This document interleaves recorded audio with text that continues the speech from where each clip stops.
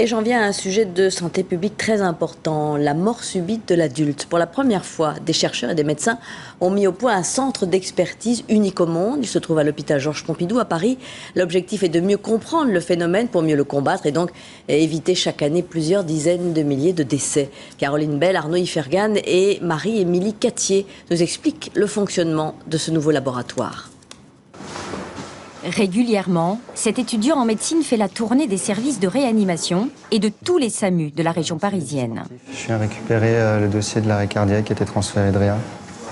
Cette unité collecte toutes les données sur les victimes de mort subite, d'arrêt cardiaque. Comment ont-elles été prises en charge? Leur famille a-t-elle bénéficié d'un suivi psychologique ou médical? Existe-t-il un facteur héréditaire? L'objectif est d'endiguer un fléau de santé publique. Les personnes qui meurent subitement meurent le plus souvent à domicile ou sur leur lieu de travail, dans la rue. Donc on a du mal à les compter, c'est pour ça qu'on sous-estime de manière très importante ce problème de santé publique qui représente à lui seul plus que le nombre de décès des cancers du sein, cancer de la prostate et cancer digestif réunis. Soit 40 000 décès chaque année.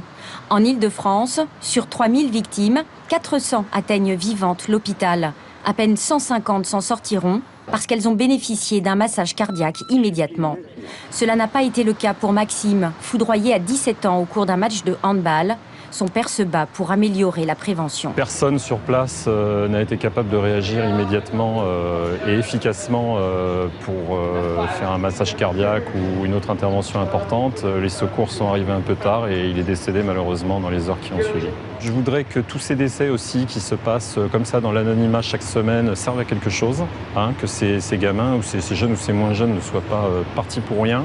Multiplier les défibrillateurs, former la population.